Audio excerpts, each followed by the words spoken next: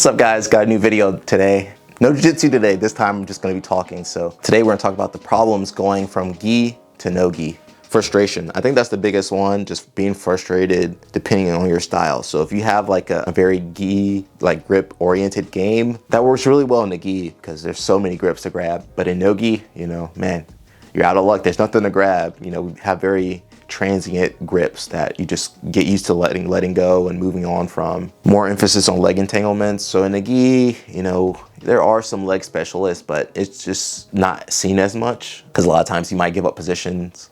You know, there's always the guy in the gi that goes back for the ankle lock from spider guard or some type of open guard, and you're like, dude, you're not getting this, you know. So but once you go into no gi, there's no grips, so you can't really stop that from happening. And if you're not like well versed in the positions like the 411, bear trap, hashigurami, 50-50, whatever you want to call it, you know, if you're not used to any of that stuff, man, you're just a sitting duck. And so you see that a lot with guys going from the gi to no gi.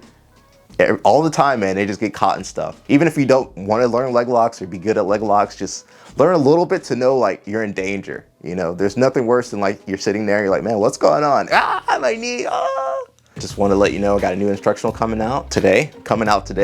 Super happy to present my new project, Bridging Gi to No Gi. It's over 3 hours of content covering the reverse de la Hiva guard and how to go from gi to no gi using that reverse de la Hiva. So if you can develop a reverse de la Hiva guard in the gi, using this instructional, we talk about how to take that reverse de la Hiva and apply it to no gi as well. So if you guys want to check it out, we're going to be giving you guys 25% off the purchase price. So guys, check it out while it lasts. And then, so back to the topic. Again, lack of grips. You don't have those good grips. So I see a lot of guys get frustrated with that. They just like, man, there's no grips. They're like, I'm not doing no gi. So greater emphasis on conditioning. So because you don't have grips, there's less friction. You know, just naturally the pacing is going to be faster in no gi versus gi. Yeah, it's just a little bit faster. It's just because you can't slow people down. So that does turn off some people. Like, again, we can make adjustments, guys. There's ways we can slow our opponents down. There's ways to not just gas ourselves out immediately, you know. There's ways to play no gi to where it's efficient and you don't burn yourself out. Greater emphasis on takedowns. So in no gi, there's a greater emphasis on takedowns versus the gi that a lot of academies practice. You know, some academies do more judo and more wrestling, but you know, I teach a lot or I have taught a lot. And I mean, I can teach you how to pull guard in, you know, one class, but how to take someone down, you know, that's going to be a lot of practice, a lot of just effort, and maybe, you know, your technique's still going to be sloppy. You're still going to be a little sloppy trying to get that takedown.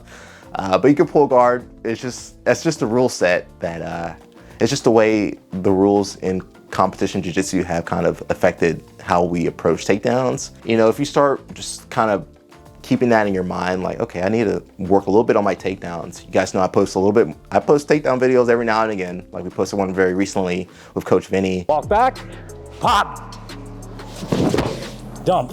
My hope is that if I keep shoving that down your throat, like something's gonna kind of stick on the wall. So something's gonna stick on your throat, you know, one of those takedowns or one of those things is gonna kind of stick with you. So I think just constantly showing you the moves, even if you hate takedowns, I assure you, if you practice them a little bit, even if you suck at takedowns, like your movement's gonna improve a lot. So that is something that's tough, you know, for a lot of jiu-jitsu people to get used to, the takedowns.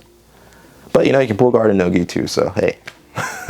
And then it's harder to control your positions in no gi. Yeah, it can be hard to control your positions in no gi. You know, it's easier for you to escape on bottom, so that's kind of a plus side. It's easier to kind of shrimp out and, you know, scramble out. So that's kind of cool. But when you're on top trying to like maintain your positions, it can be harder. So in no gi, I think that's one benefit of no gi for gi practitioners. You have to put more pressure on the person to hold them down, and your submissions have to get tighter because it's easier to get out of submission. So that's something that will help you do both, you know. So ultimately, I just think that a lot of the problems with no gi, you know, I kind of went over some of this stuff, but it's just really frustration. And I've had people reach out to me. I've had friends reach out to me. Let's just read what one of my friends said. My friend said, have you ever written an article about the awkwardness of no gi for some people who's never really had the chance to learn? I have internal motivation to keep trying, but some people may lack the confidence. Maybe you can inspire some people. I feel like a lot of it's just emotional. It's just hard to, you know, jiu-jitsu is a tough sport. tough martial art, and you know, you might get to a certain skill level in the gi, and then to not have that translate over in no gi is kind of tough. It's kind of, you know, it kind of hurts your ego a little bit to not be as good, even though you worked hard, but you're not as good in one facet of jiu-jitsu. So I'm one of those that trains primarily in the gi, and then not quite on nervous breakdown level, but definitely get a lot more frustrated no gi without having the grips and having that translate, and which is just I know, it's a pride thing. You get somewhat proficient in the one side and you feel like you've taken a massive step back and then you get upset, but that should be a reason to motivate you to work harder and learning it. I've had that happen to me. I remember doing no-gi, always like kind of half and half coming up through the belt ranks, and I think up until purple belt I was competing and, you know, won some tournaments in no-gi, Nagas and Pan Am's no-gi and stuff like that. But then from purple to black, I pretty much just did all gi. And then I remember my first no-gi tournament coming back was a submission only, but I hadn't really done any work in no-gi. I hadn't like been doing any takedowns or anything. I was just kind of, I was kind of out there. It was kind of really eye-opening for me to just have to, man, I got to go back to, I got to start all over, man. And so from that experience of, you know, doing that tournament and getting my butt kicked and stuff like that, it made me want to go back, start over. And then I started learning wrestling. I remember starting to learn wrestling with Coach Vinny. I'll find some pictures somewhere, but we started doing like a little wrestling class with Vinny, Coach Vinny, me, Jeff Cummings, my boy Danny Donahue, who's been on the channel too. We started a little no-gi, a little wrestling club class. And then we started doing I started doing more no-gi classes and, you know, trying to just become more involved in that aspect.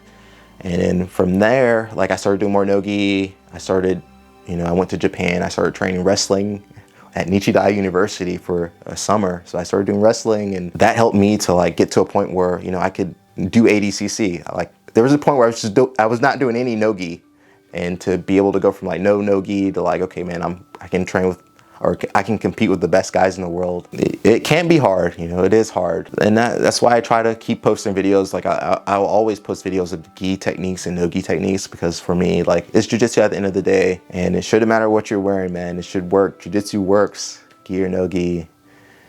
MMA, it doesn't always work in MMA, but it can if you study hard enough, right? Yeah, guys, I know it's tough, you know, I'll be here, man. Come on, man, keep going, man. I'm with you guys, you know?